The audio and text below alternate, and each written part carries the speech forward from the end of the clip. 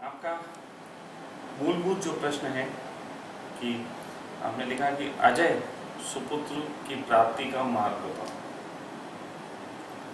तो इस प्रश्न में थोड़ा सा भेद है जो नहीं होना चाहिए। जैसे सुपुत्र, तो इसमें पुत्र पहले जुड़ गया है ना, जबकि बहुत से बालक ऐसे भी रहे हैं जो स्त्रियां रही हैं, लड़कियां रही हैं और बहुत प्रतिभावान रही हैं। तो इसमें ये मांग नहीं होनी चाहिए। सिर्फ इंसान की ये कोशिश होनी चाहिए कि अच्छी चेतनाओं को पृथ्वी पे लाया जा सके। किसी भी जोड़े का यही लक्ष्य होना चाहिए। हमने आज तक एक बात सुनी होगी, इसको बोलते हैं संस्कार। संस्कार की परिभाषा लोगों को नहीं मालूम। संस्कारों का अर्थ होता है जो हमें सिखाया गया, वो जब आकार लेते हैं, वो जो मूर्ति बनते हैं, उसे हम संस्कार कहते हैं। इतनी सी ही परिभाषा है। लेकिन नहीं, संस्कार की परिभाषा इससे आगे है। उसे आज थोड़ा सा समझ लेंगे, पहली बार बोली जा रही है। इंसान की स्थिति कुछ ऐसी है कि जब वो जीवन जीता है तो जीते वक्त बहुत सी चाहतें करता है।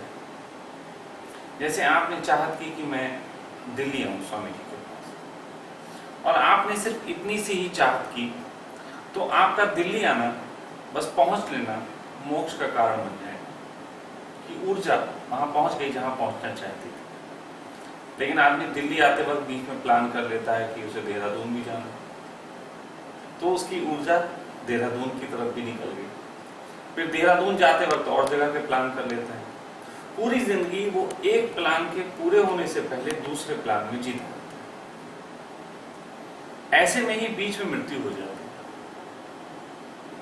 मृत्यु जब होती है तो फिर वो जो उसकी चाह है वो अधूरी रह जाती है, और वो मांग करती है कि पूर्ति के लिए एक घर मिल सके जहां पे वो उतर सके।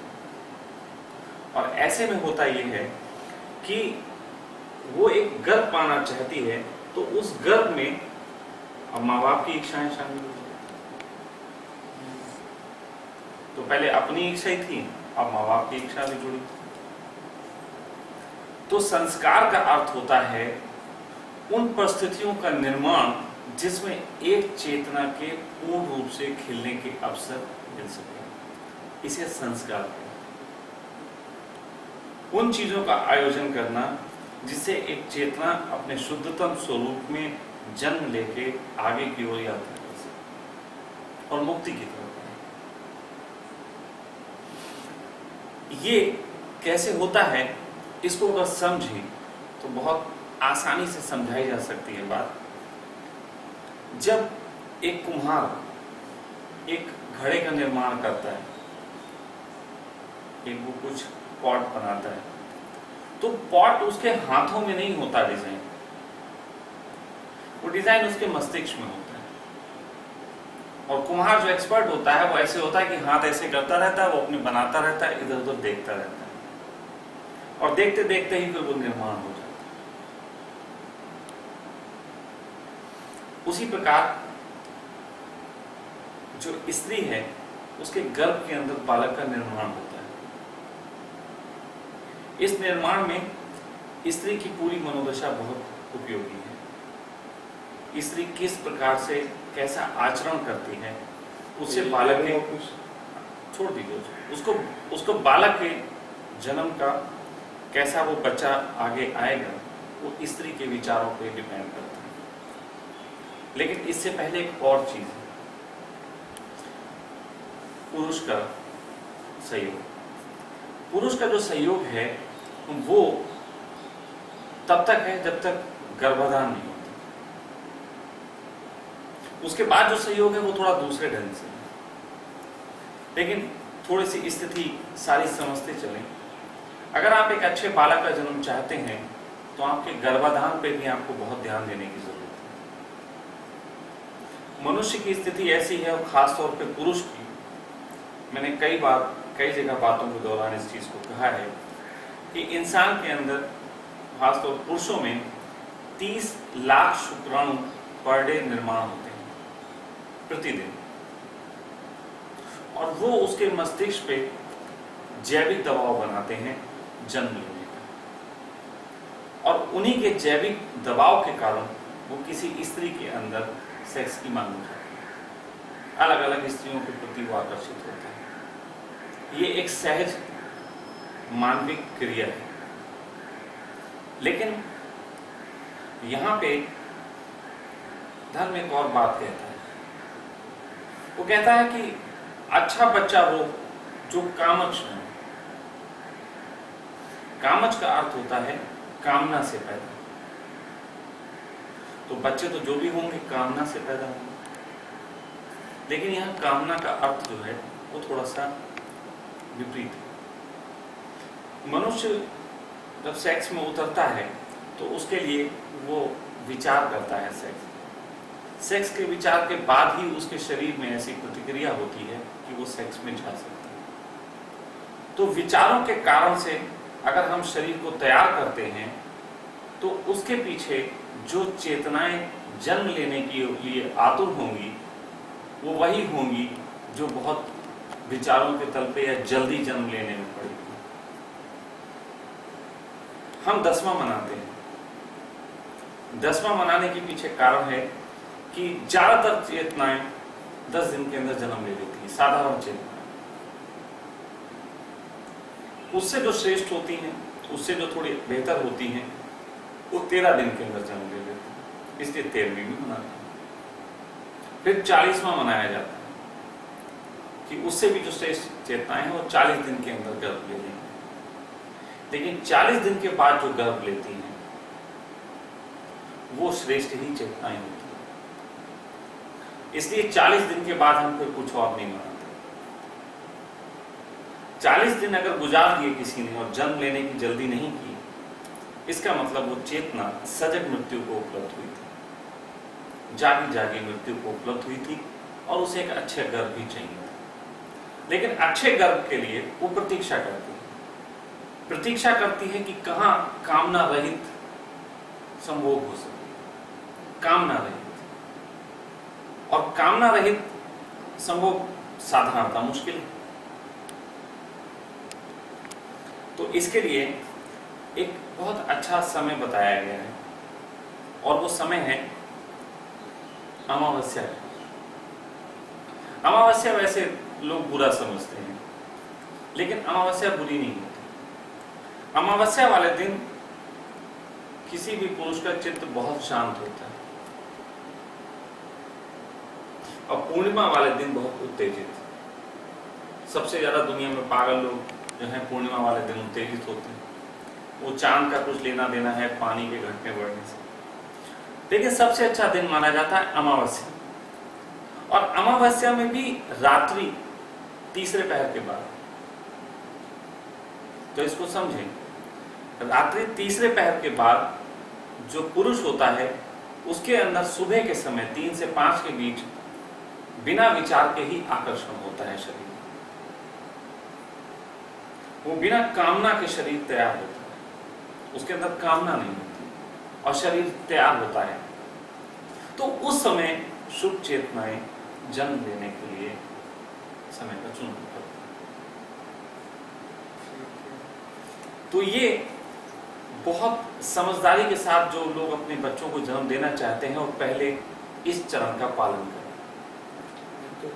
ठीक है, इस चरण के पालन के बाद फिर आगे और चीजें आती हैं। वो जिम्मेदारी फिर माँ की बनती है अपने स्वभाव के प्रति, और पिता की बनती है माँ के प्रति स्वभाव के प्रति। इस बीच को समझ लेना है। इंसान के 7 रोग कहे जाते हैं: काम, क्रोध, लोभ, मोह, ईर्ष्या, द्वेष, अहंकार। ये 7 रोग जो हैं ये इनबिल्ट प्रोग्राम है, ये हमारी शरीर में बैठे हुए हैं। और इन 7 प्रोग्रामों के बीच में हर प्रोग्राम के साथ 2 चीजें ऐसी हैं जो अशुभ प्रोग्राम कहे जाते हैं। अगर वो जुड़े हों उनसे, तो इसका मतलब है कि वो जो उसके प्रोग्राम हैं इनबिल्ट, वो उसे अशुभ दिशा की ओर लेके जाएंगे। और वो 2 चीजें होती हैं लोभ और भय, लालच और भय। लालच और भय मनुष्य को पतन की ओर ले जाने का काम करता है। जैसे क्रोध हो और क्रोध में आपके लालच हो, तो आप लालच के कारण हत्याएं कर सकते हैं। आपको क्रोध हो और क्रोध में भय हो, भय में आप गलत डिसीजन लेके गलत तरीके का कोई काम पैदा कर सकते हैं, हत्या कर सकते हैं, आप घर से भाग सकते हैं, कुछ कर सकते हैं। इस प्रकार की चीजें मैं जो समझा रहा हूं उसको समझो। तो वो जो बातें होती हैं, अब आप किसी भी रोग में, काम, क्रोध, लोभ, मोह, किसी भी चीज में इन दोनों का मिश्रण कर लीजिए और आपकी यात्रा पतन की तरफ हो जाएगी। और इन दोनों चीजों को उससे निकाल दीजिए तो आपकी हर चीज शुभ है। क्रोध शंकर भी करते हैं, क्रोध बहुत से भगवानों ने किया, क्रोध हर एक को आया, लेकिन क्रोध में ना लोभ था ना भय था, तो क्रोध सात्विक था, दूसरे के हित के लिए किया गया था, परार्थ के लिए किया गया था। तो ऐसे में जब आप इन दो चीजों को निकाल लेते हैं तो आपके जितने भी रोग हैं वो शुभ दिशा में बढ़ने लग जाते हैं। ऐसे में आपका जो फर्ज बनता है, स्त्री का जो फर्ज बनता है, वो ये बनता है कि अपने चित्त में किसी भी प्रकार का लालच और भय लेके ना आए, किसी भी प्रकार का लालच ना हो, कोई भी दुनिया क्या कहेगी इसका डर भी ना हो, कुछ भी ना। आप बिल्कुल सहज, आप बस इतना ही ख्याल अगर रखें कि जो बालक अब आपके अंदर पल रहा है, जिसकी जड़ें अब फैल रही हैं, वो बिल्कुल प्रेम के साथ बनते हैं। आप सिर्फ अपने से प्रेम करें। और कमाल की बात है, बहुत कम लोग ये देख पाते हैं, सिर्फ वैज्ञानिक देख पाएंगे या बहुत गहरा कोई धार्मिक व्यक्ति देख पाएगा कि स्त्री सही अर्थों में खूबसूरत तब होती है जब वो प्रेग्नेंट होती है। सही अर्थों में हम अभी तक जो खूबसूरती की परिभाषा जानते हैं वो फिगर की परिभाषा है। वैज्ञानिकों के अनुसार खूबसूरती की परिभाषा ये है कि जब हमारे शरीर का अंग अंग एक्टिव हो। तो जब एक बच्चे का निर्माण होता है तो स्त्री के पूरे शरीर में एक गति होती है, एक लयबद्धता होती है। हर अंग जो है उस बच्चे के निर्माण में अग्रसर होता है। तो यदि आपने तनाव लिया तो वो तनाव जो है वो किसी अंग पे प्रभाव डालता है। आपने क्रोध किया, वो भी किसी अंग पे प्रभाव डालता है। आपने भय आया, आपने लालच आया, तो वो भी किसी ना किसी अंग पे प्रभाव डालता है। और जितनी भी आपकी मनोदशाएं होती हैं, वो सारी मनोदशाएं बच्चे का 3 महीने के बाद एक तरीके से शरीर का निर्माण आरंभ होता है। 3 महीने बाद शरीर जो है वो तेजी से बनना शुरू होता है। और जब तेजी से शरीर बन रहा होता है तो हमारी सभी ग्रंथियां डेवलप हो रही होती हैं, हमारी इंद्रियां, हमारी ज्ञानेंद्रियां सभी डेवलप हो रही होती हैं। तो ऐसे में अगर आप जिन जिन रोगों से ग्रसित होंगे, रोगों का मतलब बीमारी वाली नहीं, आपको बुखार हो गया ये नहीं, रोगों का मतलब मन वाले, वो पूरा समझ रही है, वो पूरा समझ रही है, मैं देख रहा हूँ वो पूरा समझ रही है। मुझे नहीं लगता है समझदार है। तुम्हें तुम्हारी समझदारी में इसकी समझदारी में भेद है। अक्सर पुरुषों को ये लगता है ज्यादा दिमाग से बातें करने वाली स्त्रियां तेज होती हैं। ये आज एक गलत फहमी हो गई है पूरे जगत में, एक पूरे जगत में गलत फहमी हो गई है। हमने तार्किक स्त्रियों को बेहतर स्त्रियां मानना शुरू कर दिया और उसका परिणाम ये हुआ है कि हमने उनमें पुरुष की क्षमता बढ़ा दी। जो तार्किक होगी वो थोड़ी पुरुष के तल पे जाती होगी। लेकिन मुझे ऐसा लगता है ऐसा इसलिए हुआ है कि पुरुष भी पूरे पुरुष नहीं हो पाए, वो स्त्री हो चुके हैं, इसलिए स्त्रियों को पुरुष अच्छा लगता है। जो खुद इमोशनल होते हैं, जो थोड़े से भावुक टाइप के लोग होते हैं, ये ऐसे लोग जो हैं तार्किक स्त्रियों की तरफ बड़ा भागते हैं, इन्हें बड़ी आकर्षित करते हैं। वो एक मर्द का आकर्षण है, वो होता है हर एक के अंदर बैठा हुआ होता है, किन्हीं लम्हों में होता है। आप नोटिस करो, वो खास लम्हे होते हैं कि जब हमें एक तार्किक स्त्री अच्छी लगती है, और एक खास लम्हे होते हैं जब हमें सौम्य स्त्री अच्छी लगती है। अलग अलग लम्हों में अलग अलग स्त्रियां अच्छी लगती हैं। लेकिन मैं उस पूर्ण स्त्री की बात कर रहा हूं जो ऐसे बालक को जन्म दे पाए, क्योंकि ये जो बात बोल रहा हूं ये सिर्फ आप दोनों के लिए नहीं है, ये जगत के हर जोड़े में लागू होती है। हमने दुनिया में जितने भी बुद्ध पुरुष पाए हैं, जितने भी बहुत अच्छे स्तर के लोग पाए हैं, शुभ चेतनाएं पाई हैं, उन सब की माएं ऐसी थीं, उन्हें कोई तर्कों का लेना देना नहीं। वो ऐसी थी कि उन्हें कुछ भी पता नहीं था, ज्यादा गणित नहीं आता था उनको। लेकिन को भी कुछ नहीं आता, लेकिन मैं ऐसा हूँ कि बंदे को खड़े खड़े से तो वो जो चीजें हैं वो समझ नहीं पाते कि वो माँ ने उनको दी हैं। और आप अपनी माँ को तो सरल पाके अच्छी चेतना पाते हैं, लेकिन वही सरलता आप अपने स्त्री में, अपने बच्चे की माँ में भी देख पाए तो और गहरी बात होगी।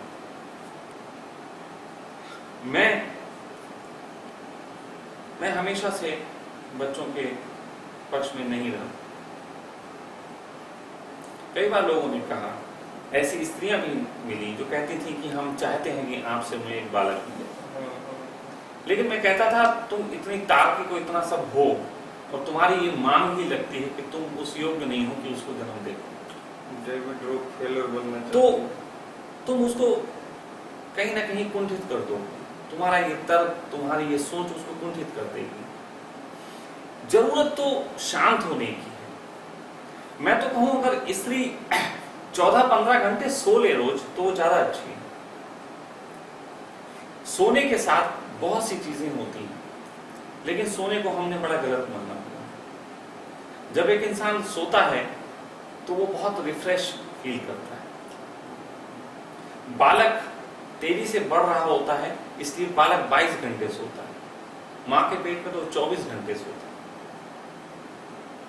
तो स्त्री को भी अपने सोने की टाइमिंग्स बढ़ानी चाहिए, अपने काम की शैली ऐसी कर लेनी चाहिए जिसमें पुरुष को भी सहयोग करना चाहिए, और पुरुष को सहयोग 2-3 तरीके से करना पड़ता है भारतीय मनोदशा में। एक तो पारिवारिक स्थितियों को संभालना, कि परिवार भी थोड़ा सा साथ दे, वरना बोले कि ये क्या बहुत सो रही, अब ये काम नहीं निपटाएगी क्या। तो इस टाइप की बातें बहुत होती हैं। तो अपनी माँ को समझा पाए, अपने पिता को समझा पाए, ये भी पुरुष का काम है। दूसरा काम ये है कि वो ऐसा परिवेश तैयार करे जिस परिवेश में स्त्री को ज्यादा कलेश ना दिया जाए, झंझट ना दिया जाए। ये दूसरा काम है। तीसरा काम है, उस काल के दौरान यदि स्त्री से आप गुस्सा करते हैं तो स्त्री में भय आता है। यदि आप किसी प्रकार की उसे इनसिक्योरिटी फील कराते हैं, किसी भी प्रकार की इनसिक्योरिटी फील कराते हैं, तो उसमें लोभ आता है। ये लोभ और भय सबसे ज्यादा नुकसानदेह है। इसलिए पुरुष के यहाँ पे काम ये आता है कि वो उसको एक मैत्रीपूर्ण माहौल, एक मैत्रीपूर्ण माहौल, जैसे आप कई बार सुबह कह चुके हैं, इसे मुझे नहीं लगता समझ में आ रहा हो, ये बात मैत्रीपूर्ण माहौल नहीं है। और मैं हर बार आपकी इस बात को काट रहा हूं कि आप गलत कह रहे हैं। कारण है, तुम कानूनी बुद्धि से सोचते हो, वकील हो ना, तुम कानूनी बुद्धि लगाते हो, लेकिन जीवन की गणित आज तक तुम्हें समझ में नहीं आया। जीवन की गणित समझ में आ गए होते तो मेरे पास क्यों बैठते? थोड़ा सोचो। मैं आपके पास अपने लिए भी आया क्योंकि मैं भी आपका बच्चा हूं ना। मैं कई चीजें, इसीलिए तुमसे कई चीजें कह रहा हूं। तो क्या है, मैत्रीपूर्ण माहौल के लिए डांट सुनने के लिए भी फोन कर रहा था। मैत्रीपूर्ण माहौल के लिए बेटा ये जरूरी है कि तुम अपने पार्टनर को कहीं पे भी नीचा ना रखो। क्या जरूरत है, सब बराबर के हैं। परमात्मा ने, अभी तुमने ही कहा था थोड़ी देर पहले, तुम मुझसे पूछ रहे थे कि ब्रह्मा जी ने वो कमल दिए हुए हैं, 8 पंखुड़ियां सबको दी हुई हैं, वो सही सबको दी हुई हैं। वो तो आपके इनबिल्ट प्रोग्राम है जिनके बारे में मैं बता रहा था, सबको बराबर दिए हुए हैं, जितना इसको दिए उतना तुमको दिए। और सच कहें तुमको थोड़ा तनाव भी दिए हैं, स्त्री को थोड़ा कम दिए होते हैं।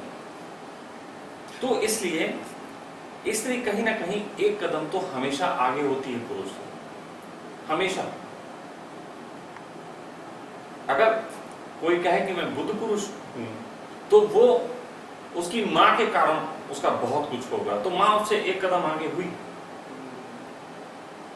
कितना भी कोई विकास कर ले, पुरुषों के स्तर पे कितना भी विकास को क्यों ना छू जाए, लेकिन स्त्री से कहीं ना कहीं कोई स्त्री ही उसको पछाड़ सकती है, एक कदम उससे ही पीछे रहे।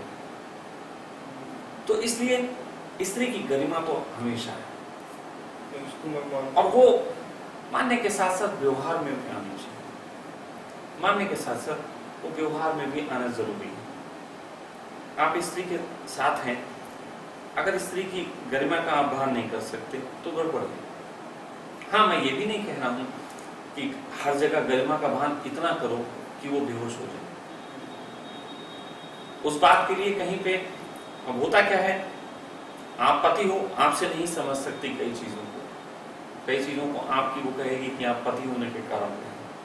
तो ऐसे में मैं कहता हूं कि मैं बीच में बात कर लिया करूंगा, ऐसी कोई मनोदशा को समझूंगा तो मैं बात कर लिया करूंगा कि कौन सी बात आपको सही से समझ में नहीं आ रही है तो उसको मैं समझा दिया करूंगा। तो वहां पे ये है कि एक दूसरा व्यक्ति आसानी से समझा सकता है। तो ये जो चीजें होती हैं, इससे हम एक बालक को, अच्छे बालक को लाने के लिए काम कर सकते हैं। शरीर के तल पे हम ये बातें कर सकते हैं। अब दूसरा आ गई मन के तल की बात है, क्योंकि हमेशा 3 लेयर हैं, एक शरीर की, एक मन की और एक चेतना की। तो शरीर के संबंध में कि अच्छा शरीर डेवलप हो और शरीर में गांठें ना बने, ग्रंथियां ना बने, इसके लिए ये सारी चीजें लानी जरूरी है। अगर मेरे पेट में दर्द होता हो तो भले मैं कितनी अच्छी चेतना लिए पैदा हूं, लेकिन मेरे सोच में थोड़ा असर पड़ जाएगा, दर्द के समय तो पड़ ही जाएगा। तो यदि चेतना बहुत अच्छी है लेकिन शरीर उसको उपयुक्त नहीं मिल पाया तो थोड़ा सा उसका प्रभाव रह जाता है। तो पहली चीज ये है कि आप जो हैं शरीर के तल पे तो ये तैयारियां मैंने बताई, इनको करें। अब आता है मन के तल की बात। मन के तल पे जो होता है, स्त्रियों का मन 2-3 चीजों से ही बहुत लवरेज होता है। स्त्रियों का मन 2-3 चीजों से बहुत काम करता है। एक तो सुगंधों के प्रति वो बहुत रहती हैं, उतावली।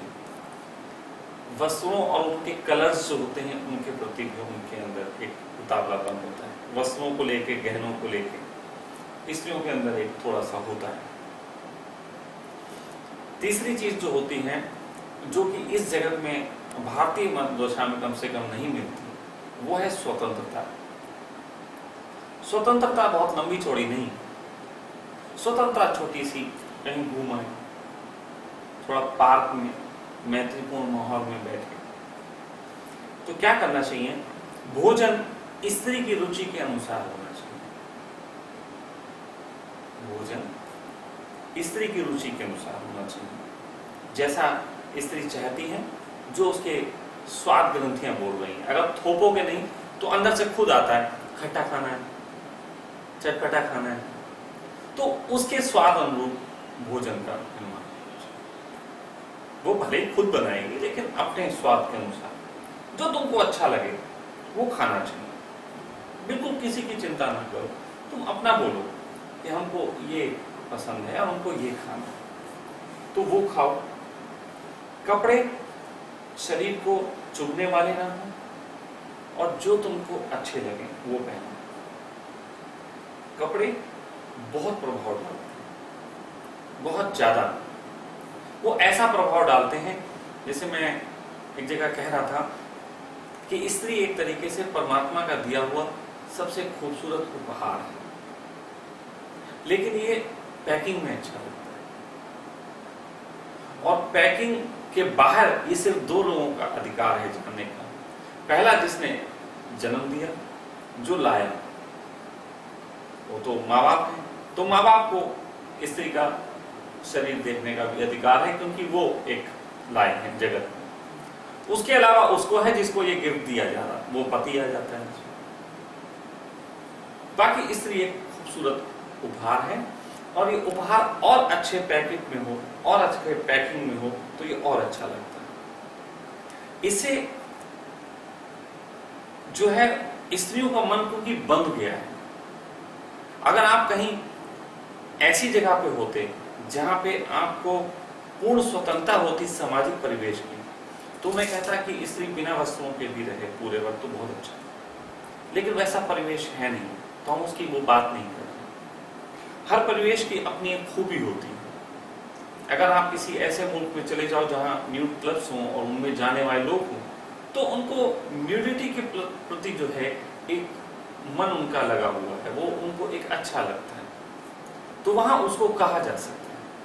लेकिन यहाँ के परिवेश में जो शांत और सौम्य स्त्रियां हैं, उनको कपड़ों के प्रति, उनको वस्त्रों के प्रति, उनके कलर्स के प्रति बड़ा उनका मन लगा होता है, तो वो उनको रुचि के अनुसार मिलना चाहिए। क्योंकि वस्त्रों की जो मांग होगी, कलर्स की जो मांग होगी स्त्री की गर्भाधारण के दौरान, वो उनकी अपनी नहीं होगी, वो पेट में वो बच्चा मांगता है। जैसे आपको जुकाम होता है, तो जुकाम के वक्त आपको आइसक्रीम की मांग उठती है, तो आइसक्रीम की मांग आपको नहीं उठती, वो जुकाम का जो वायरस है वो आपके चित्त पे हावी होता है और मांग करता है कि आइसक्रीम दो, क्योंकि उससे वो बढ़ेगा। तो उसी तरीके से स्त्री, आप देखो ये है, बता सकती हैं कि प्रेग्नेंट होने के बाद से इनको खाने पीने में अलग तरीके की रुचि आने लग गई होगी, अलग तरीके से कुछ मन करने लग गया होगा चीजों का। कपड़ों के प्रति भी इनकी सोच बदल रही होगी। पहले भारी भारी चटकदार, अभी कुछ हल्के हल्के सूती टाइप की मांग होने लगी होगी, हल्के हल्के बदलाहट आने लगती। लेकिन अगर वो यही कि पुराने रखे हैं और मुझे पहनने हैं, वो एक अलग बात है। लेकिन अगर सहज हो जाए, कोई दिक्कत नहीं, बिल्कुल सहज हो जाए, तो बिल्कुल सहज में और बहुत सरल तरीके के वस्त्रों की मांग उठेगी, और ये हर महीने चेंज होती जाएगी। क्योंकि हर महीने जो है आपके अंदर से एक अलग तरीके का बालक जो है वो बढ़ रहा होगा, अलग अलग चक्र तैयार होते हैं। उन चक्रों के निर्माण में जो चीजें लगती हैं उसमें मन का बहुत योगदान है। अगर उसे वैसा एनवायरनमेंट नहीं मिलता है तो वो आपके एनवायरनमेंट के हिसाब से ढलने लग जाता है, और इसी को तो दमन कहते हैं। एक बच्चा आपके घर में पैदा हुआ और आपने उसे माहौल दिया, और एक हुआ कि आपके घर में पैदा हुआ और आपके माहौल में दब गया, तो बस यही स्वतंत्र चेतनाओं के भेद हो जाते हैं। स्वतंत्र चेतना तो अपना माहौल स्वयं तैयार करती है। कृष्ण पैदा होते हैं तो पहले से तैयारी होती है कि कृष्ण गोकुल में पलेंगे, वो गोकुल में ही उनका माहौल है, वहीं वो माखन चुरा पाएंगे, वहीं वो नग्न स्त्रियों को देख पाएंगे, वहीं वो मटकी फोड़ पाएंगे, वहीं वो सब हरकतें कर पाएंगे। वो राजा के महल में ये कहाँ कर पाते? राजा के महल में नहाती हुई स्त्रियां कहाँ देखने को मिलती? बहुत सारी मिलती। राजा वो तो प्लांट वे में होता, वो इतना छोटा बच्चा कहता नहीं। जैसे महात्मा बुद्ध वाली कहानी थी ना, प्रभु जी की, वो दूसरी लेडीज वो रखी गई थी, वो प्लांट वे था, वो उनके पिता का प्लांट था जो उन्हें समझाया गया था कि आपका बालक चला जाएगा। उस प्लांट में बचने के लिए, बालक को रोकने के लिए ऐसा माहौल तैयार किया गया था। लेकिन इस चीज से मैं भी थोड़ा डरता हूँ कि जब मैं ऐसे ही काम करता हूँ तो कहीं मेरा भी कोई ऐसा पैदा हो कि वो चला जाए, तो आप कहते हो कि टेंशन मत लो। देखो, पहली बात तो ये है, जाने का कारण तो सिर्फ दबाव बनता है। जाने का कारण तो सिर्फ दबाव। अगर घर में सारी छूट दी जाए तो कोई दिक्कत नहीं। देखो, पहली बात यह है कि ऐसी सोच ये भी गड़बड़ है। ना पूरी छूट कह रहा हूं, ना पूरी कुछ, वो आगे के स्टेप में आएगी कि कैसे क्या बालक को पालन पोषण तो आगे की बात आती है। तो पहले तो ये है कि मन के तल पे आपको ये तैयारी करनी चाहिए। इसमें सिर्फ 3 चीजें हैं: भोजन अपनी इच्छा से लें, कपड़े अपनी इच्छा से पहने, है ना, और बाकी चीजें जो हैं आप नींद वगैरह और वो माहौल थोड़ा बहुत घूमने फिरने का, कभी चाय पकौड़ी खाया है घूम के आस पड़ोस में, इतना ही पर्याप्त है। इतने में आपका चित्त प्रफुल्लित रहता है। ये दो तल की बात हो गई, शरीर की और मन की। तीसरा तल जो आता है वो तल है आपका कॉन्शियस का। कॉन्शियस का तल, ये थोड़ी सी सावधानी वाली कुछ बातें हैं। ये बातें ऐसी हैं कि जब स्त्री के गर्भ में कोई बालक पल रहा होता है तो वो योग निद्रा की अवस्था है। मैंने इसको बहुत बोला है, लोग अभी इतना भटक गए हैं कि वो इस बात को सुनने को जल्दी तैयार नहीं है, लेकिन यही बात नहीं है। योग निद्रा की एक अवस्था होती है, ये योगी की अवस्था होती है। कृष्ण कहते हैं इसको, जब कोई योगी इस जगत में मां के गर्भ जैसी अवस्था को उपलब्ध हो जाता है तो वो योग निद्रा को उपलब्ध होता है, तब उसको सहज समाधि घटने की ओर बढ़ता है। कृष्ण जब ये बात कह रहे हैं तो वो कह रहे हैं कि इतने ही समर्पित भाव के साथ जैसा मां के गर्भ में बच्चा था, मां के गर्भ में बच्चा योग निद्रा की अवस्था में होता है। और योग निद्रा की अवस्था जो होती है वो एक प्रकार की ऐसी होती है कि खाली घर है। इस खाली घर में चोर भी आके रह सकता है और एक साधु भी आके रह सकता है। ऐसे में जरूरत होती है आपको अशुभ चेतनाओं को थोड़ा सा अपने से दूर रखने की। अशुभ चेतनाओं को, लेकिन वो कैसे रखा जाता है वो भी मिलता है। पहली बात तो ये है कि जितनी बार भी आपको नींद आए, आपको लगे ना कि अब सोने जाने का, रात में सोने का वक्त हुआ, तो चाहिए तो ये कि हस्बैंड और वाइफ दोनों वजू करके सोए। वजू, एक वजू होता है, वजू में एक कहा जाता है कि इतना इतना शब्द वजू बोलते पकड़ के सोए। हाँ, तो इतना हाथ धो लें, इतना पैर धो लें और चेहरा धो लें। ये तीन चीजें अगर आप कर लेते हैं सुंदर तो पूरा दो, ध्यान से सुन लो, उसको छोड़ दो। अच्छा, वो तुमसे ज्यादा ध्यान से सुन, तुम तो भटक भी रहे हो, वो नहीं भटक रहे।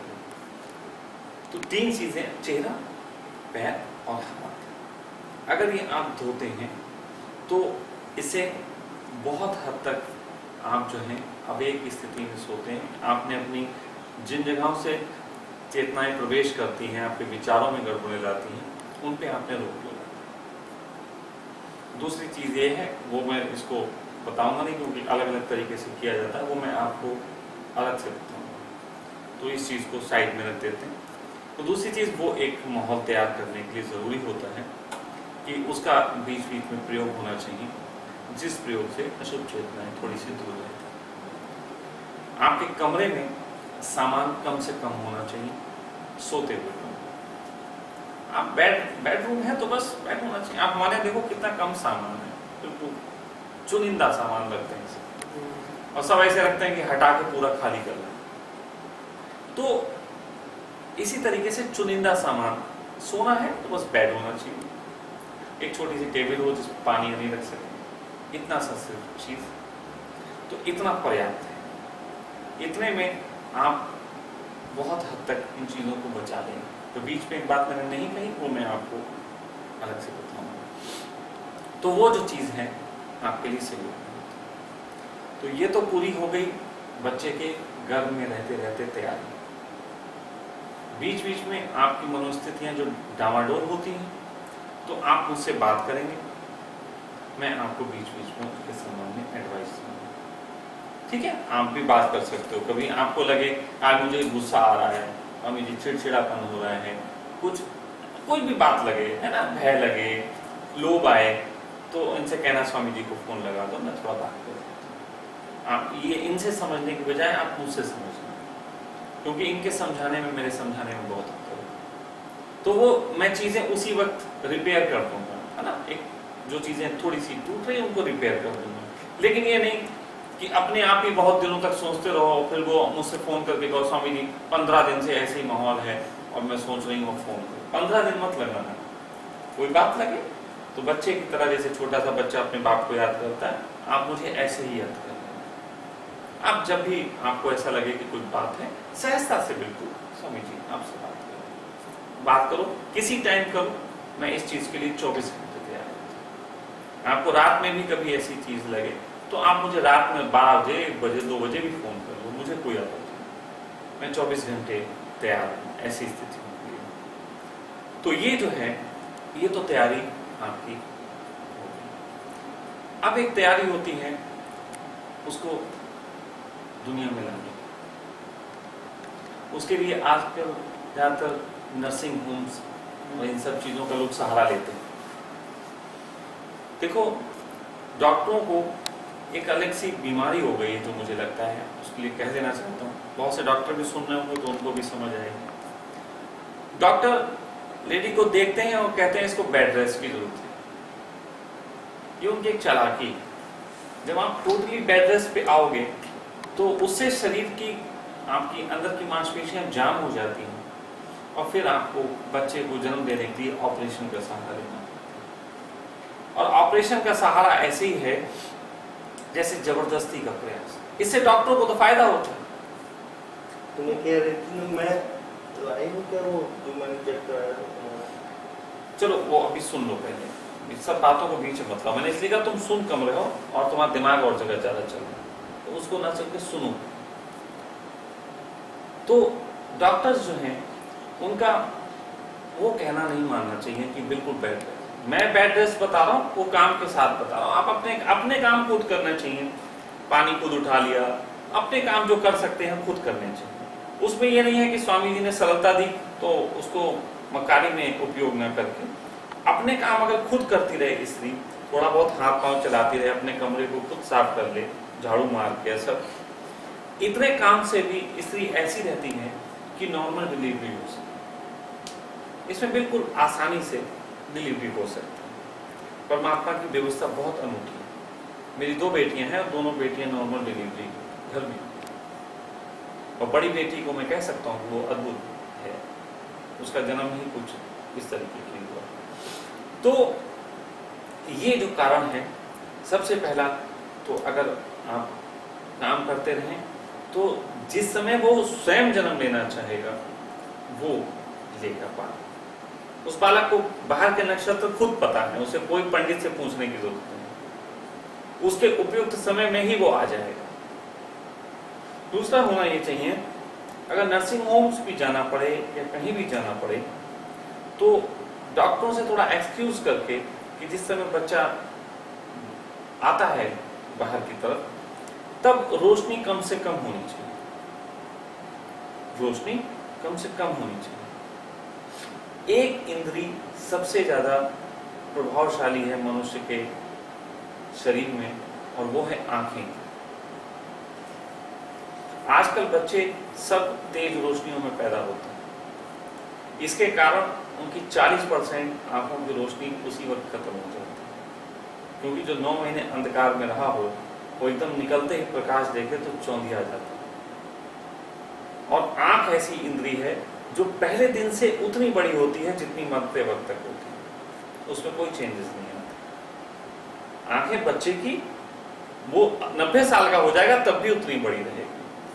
तो आंख की इंद्री सबसे ज्यादा मूल्यवान है और उसकी रक्षा करने का सबसे सही तरीका है कि वो अंधकार से प्रकाश की ओर बहुत स्लोली लाया जाना चाहिए। ये तब के वक्त याद रखने की जरूरत है। तो ये सारी चीजें जो हैं आपको बालक के जन्म के समय, फिर जन्म के समय अगर संभव हो तो आप मुझे बुला सकते हैं, मुझे मौका मिलेगा तो मैं आऊँगा और मैं वहाँ पे उपस्थित रहूँगा। क्योंकि पहले निकटता, अब मैं बाकी आपके घर में और लोगों को जानता नहीं, अगर जानता होता तो उनको उस हिसाब से बात करता कि किसको किस तरीके से उसका वेलकम करना चाहिए। एक तो पहले ऐसा होता था, जब बालक पैदा होता था तो उसके कई प्रकार के संस्कार होते थे। जैसे मैंने कहा संस्कार बहुत उपयोगी होते हैं, लेकिन वो संस्कार अब उस ढंग से नहीं किए जाते।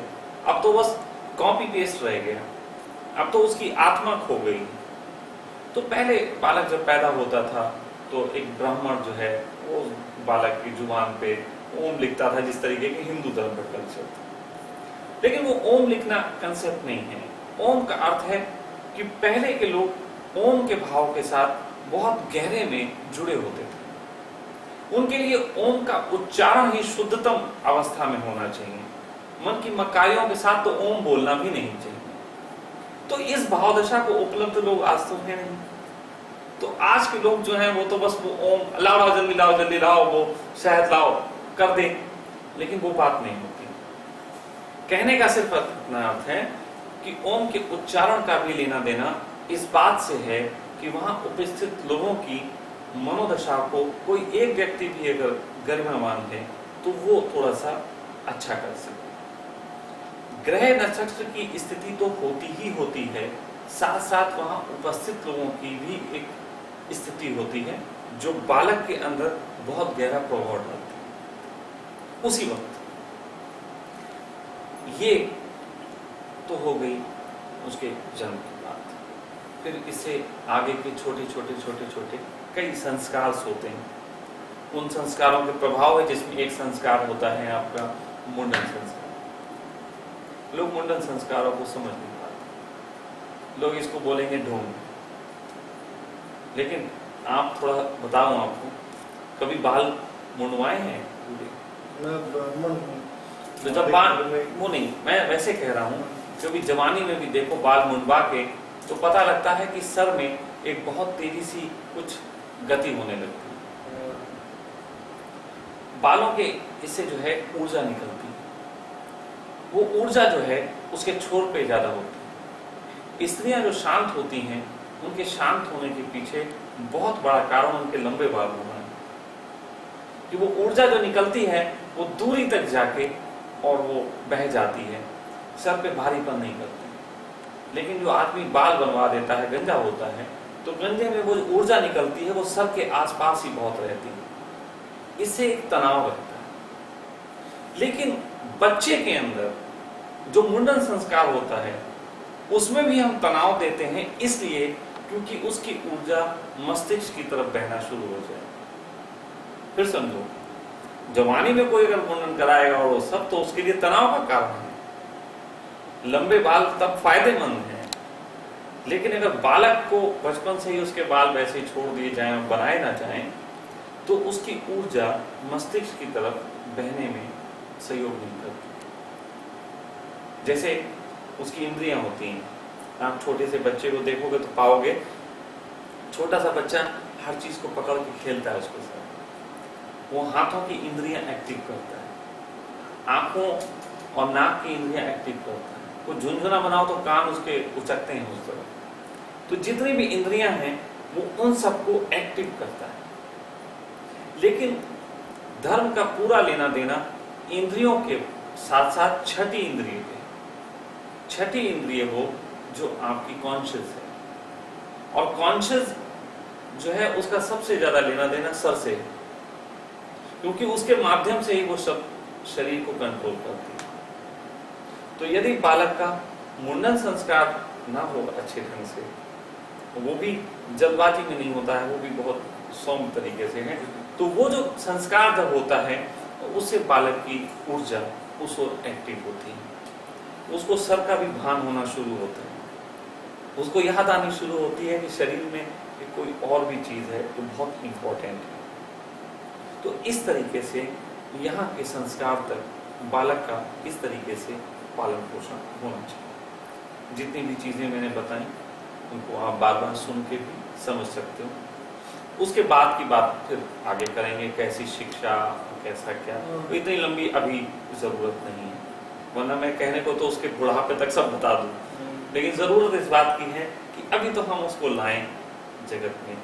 जो दो चार चीजें हैं उन्हीं को आप ऐसे तरीके से फॉलो करें, हाँ, उन्हीं को उनको आप पूरा टाइम दे सकें। बस इन्हीं सब बातों को आप सुन सकते हैं, बीच में आप भी सुन सकती हैं, तो आपको बार बार समझ में आएगा स्वामी जी ने क्या कहा।